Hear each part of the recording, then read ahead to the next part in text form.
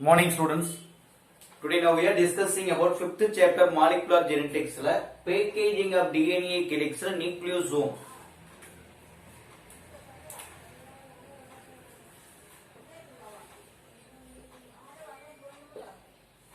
Okay, இப்ப இந்த eukaryotes பாத்தீங்க அப்படினா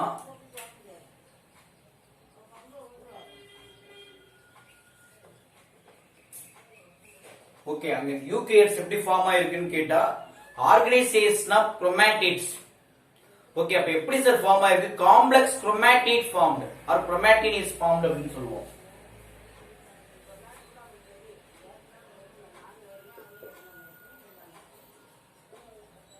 காம்ப்ளெக்ஸ் குரோமாட்டின் இஸ் ஃபார்ம்ட். எப்படி சார் ஃபார்ம் ஆயிருக்கு? குரோமாட்டின் பாத்தீங்க அப்படின்னா ப்ரோகாரியோட்ஸ்ல ஆப்சென்ட் ஆயிருந்தது, யூகரியோட்ஸ்ல பிரசன்ட் ஆயிருக்கு. அப்ப குரோமாட்டின் எப்படி ஃபார்ம் ஆயிருக்கு? Series repeatedly units. அப்ப series repeating unit of nucleosome.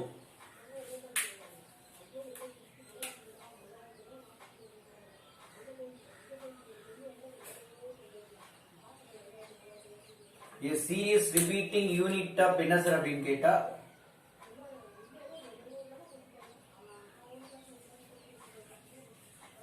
இப்படி இருக்கும். Serious repeating units of nucleosome is called என்ன சார் அப்படின்னா chromatin. ஒரே நேம் தான். The serious repeating unit of chromosome or nucleosome is called chromatin அப்படின்னு சொல்லுவோம். ஓகேப்பா. Then next இப்ப ஹார்ன்பர்க் என்ன பண்ணிருக்காரு? ஏதோ ப்ரோபோஸ் பண்ணிருக்காரு. Okay, model of nucleosome.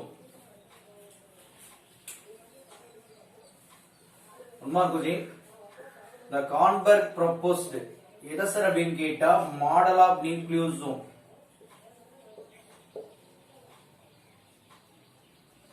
Model of nucleosome propose பண்ணவர் யார் அப்படின்னா ஹார்ன்பர்க் அப்படின்னு சொல்லுவோம். உண்மார் குசைன். தென் நெக்ஸ்ட் எப்படி சார் ஃபார்ம் பண்ணியிருக்காரு? அதாவது 2 molecules of 4 histone protein organized in the form of 8 molecules of histone octamer. Okay, for example, ஒரு diagram, that is a nucleosome diagram. அவங்க என்ன சொல்லிருக்காங்க? The histone. What is histone? Histone is a protein. இப்ப என்னென்ன proteins ஹிஸ்டோன்ல form ஆயிருக்கு அப்படின்னு கேட்டா arginine அப்படிங்கிற ஒரு புரோட்டீன், லைசின். சரி, இதான் மோர் காம்பனன்ட்ஸ் அதிகமா இருக்கு. எசென்சியல் அமினோ ஆசிட்ஸ் அப்படின்னு சொல்லுவோம். இது அதிகமா காணப்படுது எது அப்படின்னா ஹிஸ்டோன்ல. இப்போ இந்த இடத்துக்கு ஹிஸ்டோன், இப்போ how many type of histones இருக்கு அப்படின்னா 5 டைப்ஸ் இருக்கு. ஒன்னு histone 1, histone 2A, histone 2B, histone 3, histone 4. Okay, இப்போ இது 4 மட்டும் தான் உனக்கு என்ன பண்ணிருக்காங்கன்னா உன்னுடைய புக்ல கொடுத்திருக்காங்க. Histone A, histone 2A, histone 2B, histone 3, histone 4 அப்படிங்கிற மாதிரி 4 கொடுத்திருக்காங்க. இப்போ இந்த 4 ஹிஸ்டோனும் உனக்கு எப்படி இருக்குன்னா 2 மாலிகூல்ஸ் தான். அப்ப 2 மாலிகூல்ஸ் ஆஃப் 4 ஹிஸ்டோன் சேர்ந்து உனக்கு என்ன ஆகும்? 8 ஆக்டோமர் மாலிகூல்ஸ் உருவாக்குது, அல்லது 8 ஹிஸ்டோன் மாலிகூல்ஸ் உருவாக்குது. எப்படி சார்? இப்ப எக்ஸாம்பிள் 2 H2A, H2A. ஓகேவா? Next H2B, H2B, then H3, H3, then H4, H4. அப்ப டோட்டலா எவ்வளவு? 1 2 3 4 5 6 7 8. அப்ப 8. அப்ப உனக்கு என்ன ஃபார்ம் ஆயிருச்சு அப்படின்னு கேட்டா இந்த ஆக்டோமர் ஃபார்ம் ஆயிருச்சு. அப்ப எப்படி சார்? அவங்க என்ன சொல்லிருக்காங்க? 2 மாலிகூல் என்ன சொல்லலாம் அப்படின்னா 2 molecules of 4 histone. 2 molecules of 4 histone. அப்ப இந்த 4 ஹிஸ்டோனும் சேர்ந்து உனக்கு எப்படி ஃபார்ம் ஆயிருக்கு அப்படின்னு கேட்டா என்ன சொல்லிருக்காங்க? அங்க இருக்கக்கூடிய 8 molecules. இப்ப இந்த 8 moleculesக்கு பேர் தான் ஆக்டோமர் ஹிஸ்டோன். அண்டர்ஸ்டாண்டா? அப்ப இந்த 8 மாலிகூல்ஸ்க்கு என்ன சொல்லுவாங்க அப்படின்னு கேட்டா ஆக்டோமர் கிஸ்டோன் அப்படின்னு சொல்லுவோம். இப்ப இந்த ஆக்டோமர் கிஸ்டோனுக்கு என்ன சார் இன்னொரு பேர் அப்படின்னு கேட்டா கோர் நியூக்ளியோசோம்.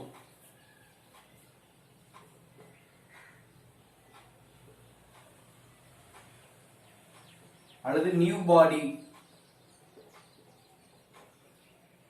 கோர் நியூக்ளியோசோம் அப்படின்னு சொல்லுவாங்க, அல்லது நியூ பாடி அப்படின்னு சொல்லுவோம். சரிப்பா, ஓகே. நெக்ஸ்ட், இப்ப இதுல டிஎன்ஏ எப்படி ஃபார்ம் ஆயிருக்கு, அங்க இருக்கக்கூடிய புரோட்டீன் எப்படி ஃபார்ம் ஆயிருக்கு. இப்ப டிஎன்ஏ பாத்தீங்கன்னா நெகட்டிவ்லி சார்ஜ்டா இருக்கும், ஆல்ரெடி நடத்திருக்கோம். அப்ப டிஎன்ஏ வந்து பாருங்க நெகட்டிவ்லி சார்ஜ்டு டிஎன்ஏ ரேப்னா அது அரவுண்ட் பண்ணி இருக்கு. என்ன சார் அப்படின்னா பாசிட்டிவ்லி சார்ஜ்ட் ஆஃப் கிஸ்டோன் ஆக்டோமர் அல்லது கிஸ்டோன் ஆக்டோமியர் அப்படின்னு சொல்லுவோம். அப்ப கிஸ்டோன் ஆக்டோமியர் என்ன பண்ணும் அப்படின்னா சுருண்டு இருப்பதுதான் நியூக்ளியோசோம். இப்ப இந்த ஈஸியா ஞாபகம் வச்சுக்கோம்.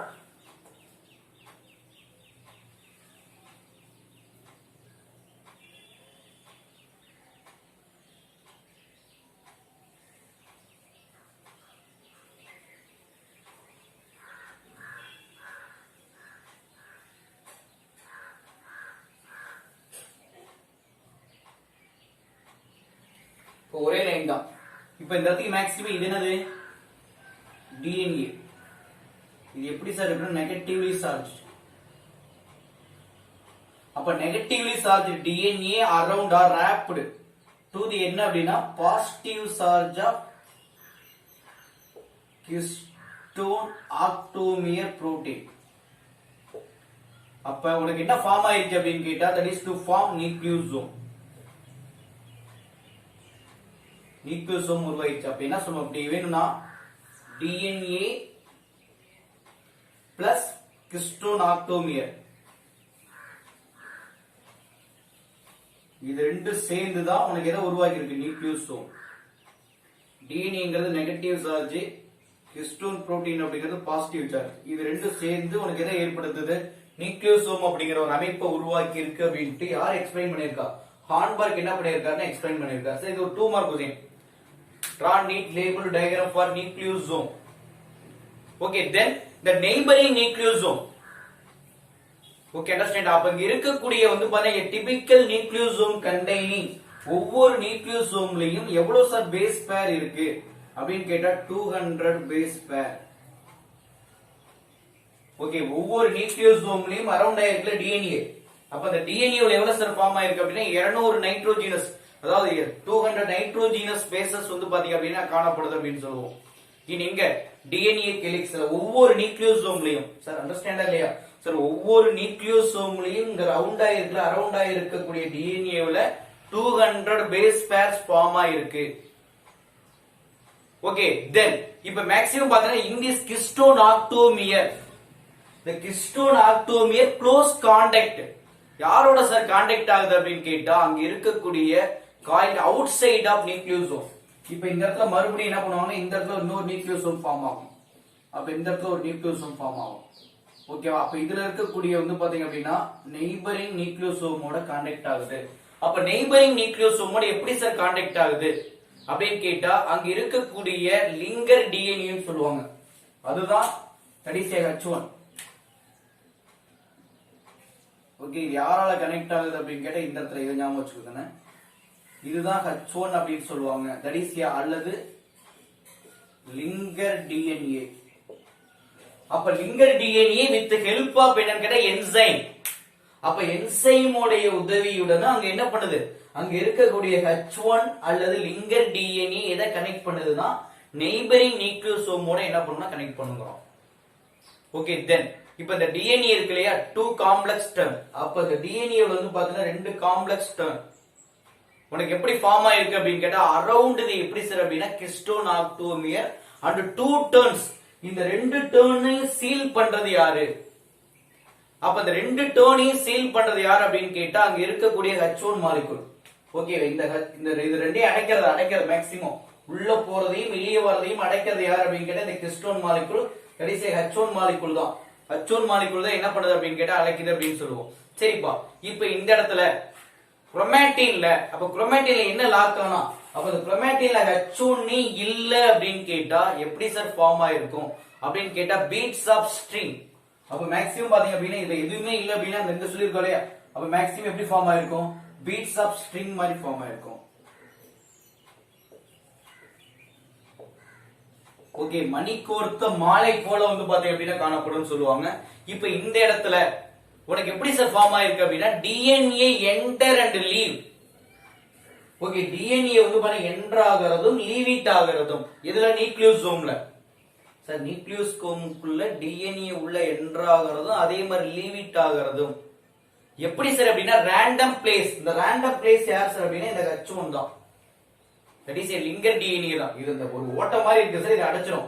இது அடைச்சிருச்சு அப்படின்னா உள்ளேயும் போக முடியாது, அங்கிருந்து என்ன பண்ண முடியாது, வெளியிலயும் வராமல் தடுத்து நிறுத்தக்கூடியதுதான் அந்த H1 ஆர் லிங்கர் டிஎன்ஏ அப்படின்னு சொல்லுவாங்க.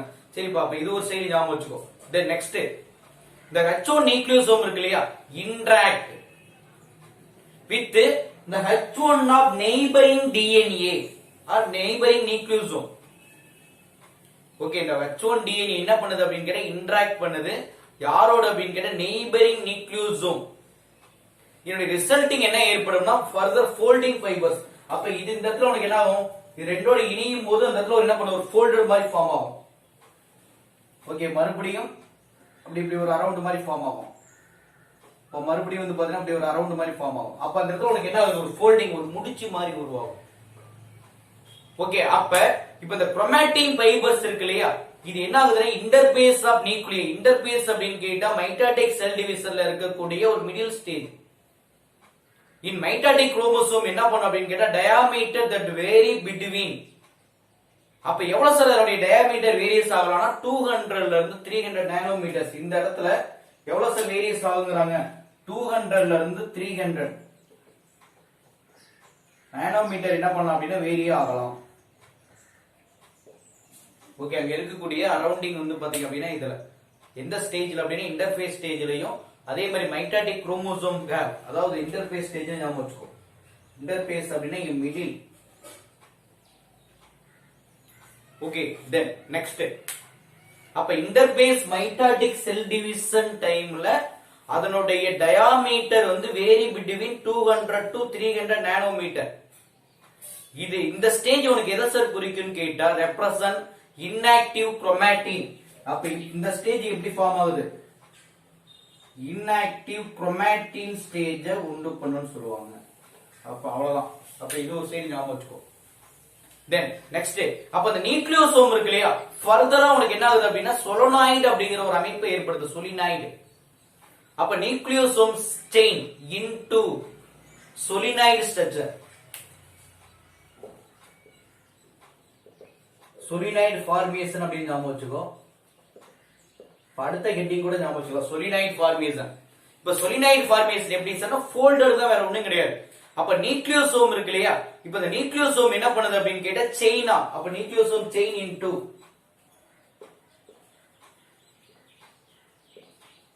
நியூக்ளியோசோம் பாத்தீங்க அப்படின்னா செயின் இன்டு என்னவா ஃபார்ம் ஆகுது, சொலினாய்டு ஸ்ட்ரக்சர் அப்படின்னு சொல்லுவோம். அப்ப மேக்ஸிமம் சொலினாய்டு ஸ்ட்ரக்சர். அப்ப இந்த சொலினாய்டு ஸ்ட்ரக்சர்ல ஹேவிங் எவ்வளவு சார் இருக்கலாம் அப்படின்னு கேட்டா 6 நியூக்ளியோசோம். ஓகே, ஒவ்வொரு சொலினாய்டு ஸ்ட்ரக்சர்லயும் மேக்ஸிமம் எவ்வளவு இருக்குங்கறாங்க, அங்க இருக்கக்கூடிய வந்து பார்த்தா 6 குரோமோசோம் அப்படி சரி 6 நியூக்ளியோசோம் ஃபார் டர்ன்.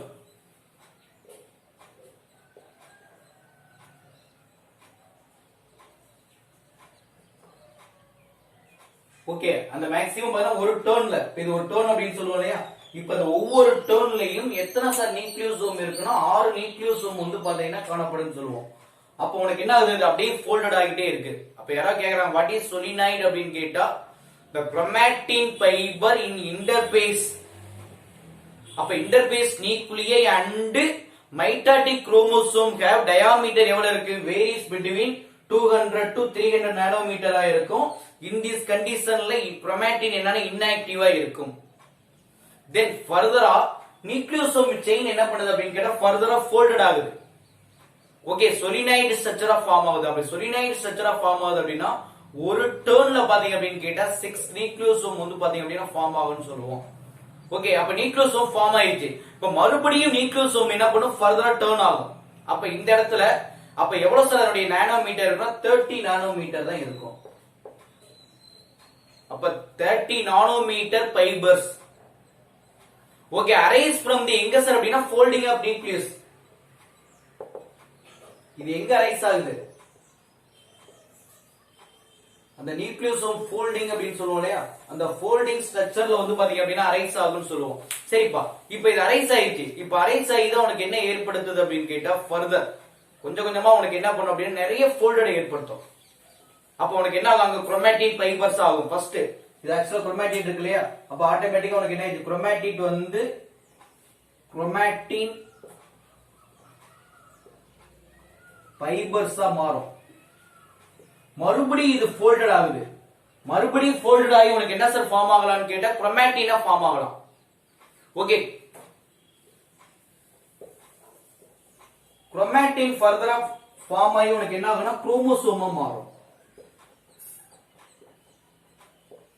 அப்ப இது எல்லாமே செல் டிவிஷன்ல மேக்ஸிமம் அந்த ஃபோல்டட் ஃபைபர்ஸ் தான். அப்ப வந்து மறுபடியும் மடிய ஃபர்தர் காயிட் அப்ப குரோமாட்டின் ஃபைபர் உனக்கு என்னவா மாறுது? குரோமாட்டினா மாறும். குரோமாட்டின் என்னவா மாறும் அப்படின்னு கேட்டா குரோமோசோமா மாறும்னு சொல்லுவோம். அப்ப கண்டினியூவா உனக்கு என்ன ஏற்படுது அப்படின்னு கேட்டா ஃபார்ம் ஆகிட்டே இருக்கும். அப்ப இங்க தி ஸ்ட்ரக்சர் ஆஃப் ஸ்டெபிலைஸ்டு இங்க வந்து நிலையா இருப்பதற்கு காரணம் interaction between differ H1 molecules தான்.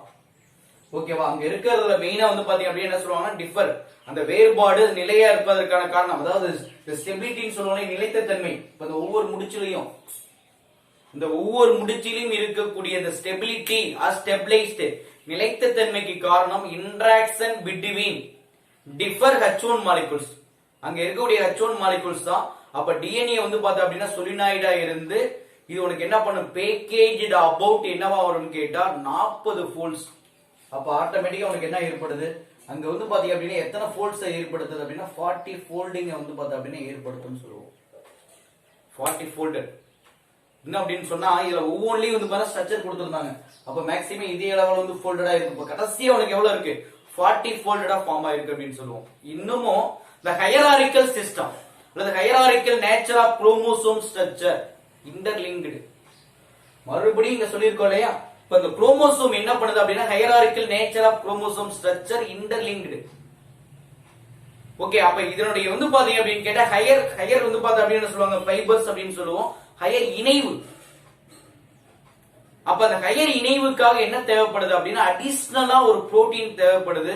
அதுக்கு பேர் என்ன சார் அப்படின்னா நான் ஹிஸ்டோன் குரோமோசோமல் புரோட்டீன். நான் ஹிஸ்டோன் குரோமோசோமல் புரோட்டீன் அப்படிங்கிற ஒண்ணு தேவைப்படுது. மறுபடியும் இது ஃபோல்டட் ஆகுது சார். குரோமோசோம் மறுபடியும் ஏன்னா இதுக்கு முன்னாடி ஹிஸ்டோன் புரோட்டீன் மட்டும்தான் இருந்தது. இப்ப இது மறுபடியும் ஃபோல்டட் ஆகணும்னா என்ன அடிஷனலா தேவைப்படுது? நான் ஹிஸ்டோன் புரோட்டீன், அதாவது நான் ஹிஸ்டோன் குரோமோசோமல் புரோட்டீன் அப்படிங்கிற ஒண்ணு அடிஷனலா தேவைப்படுது அப்படின்னு சொல்லுவாங்க. சரி, ஓகே.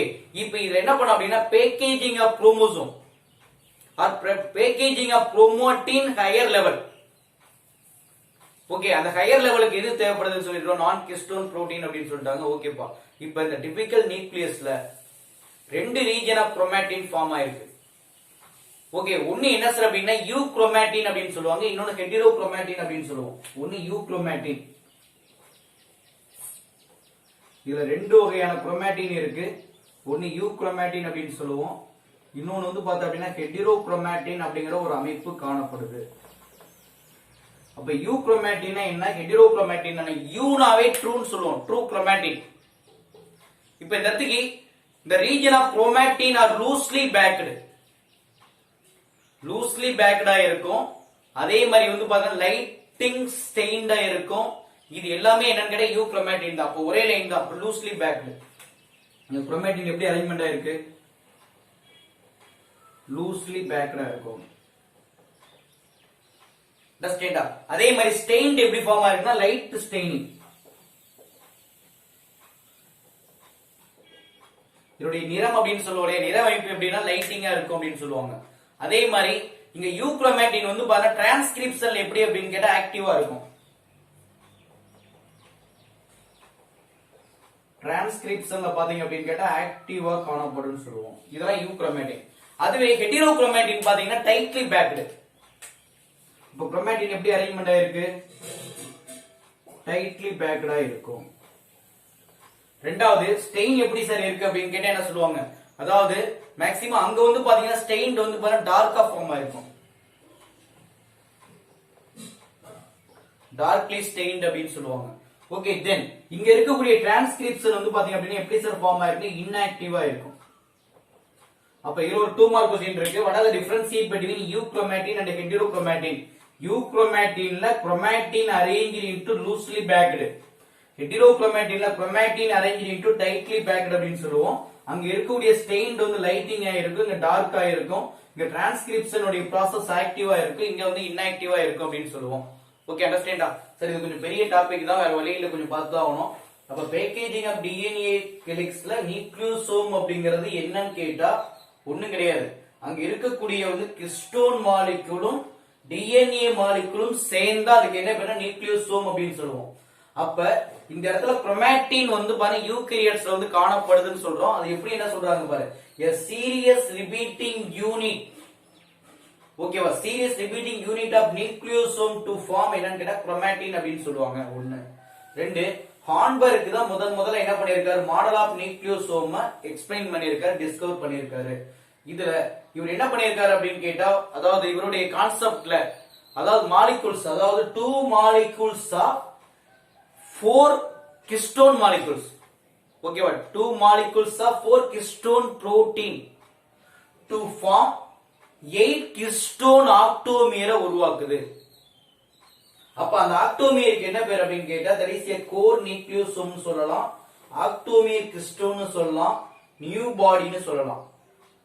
அப்ப இந்த ஸ்ட்ரக்சர் இஸ் கால்ட், அதாவது நெக்ஸ்ட், அப்ப இங்க இருக்கக்கூடிய நெகட்டிவ்லி சார்ஜ்டு டிஎன்ஏ அரவுண்ட் இது என்னன்னு கேட்டா ஆக்டோமியர் கிறிஸ்டோன். அப்ப டு ஃபார்ம் என்னன்னு கேட்டா நியூக்ளியோசோம். அப்படி உனக்கு மீனிங் வரல அப்படின்னா, நெகட்டிவ்லி சார்ஜ்டு டிஎன்ஏ யாரோட அரவுண்ட் ஆகுது அப்படின்னு கேட்டா பாசிட்டிவ் சார்ஜா கிறிஸ்டோன் ஆக்டோமியரோட ஃபார்ம் ஆகிதான் நியூக்ளியோசோம் உருவாகும். சரி சார், நியூக்ளியோசோம் வந்து பாத்தீங்க அப்படின்னா உருவாயிருச்சுன்னு சொல்லுவோம். கடைசியா அப்ப மேக்ஸிமம் பாத்தீங்க அப்படின்னா இங்க நெய்பரிங் நியூக்ளியோசோம் இருக்கு இல்லையா? அப்ப நெய்பரிங் நியூக்ளியோசோம் கனெக்ட் பண்ணக்கூடிய இந்த நெய்பரிங் டிஎன்ஏ வந்து பாத்தீங்க அப்படின்னா எப்படி சார் H1 இருக்கு இல்லையா? நெய்பரிங் நியூக்ளியோசோம் கனெக்ட் பண்றது யாரு அப்படின்னு கேட்டா அங்க இருக்கக்கூடிய H1 கிறிஸ்டோன் அப்படின்னு சொல்லுவோம். ஓகே, அப்படி இல்ல அப்படின்னு கேட்டா லிங்கர் டிஎன்ஏ தான் உனக்கு என்ன பண்ணுதுன்னா கனெக்ட் பண்ணுது அப்படின்னு சொல்லுவாங்க. வித் ஹெல்ப் ஆஃப் என்சைமோட ஞாபகம் வச்சுக்கோ. அப்ப இந்த டிஎன்ஏ வந்து பாத்தா காம்ப்ளெக்ஸ் இருக்கு இல்லையா? ஒரு டர்ன்ல அப்ப கிறிஸ்டோன் ஆக்டோமியர் என்ன பண்ணுது அப்படின்னா ரெண்டையும் சீல் பண்ணுது.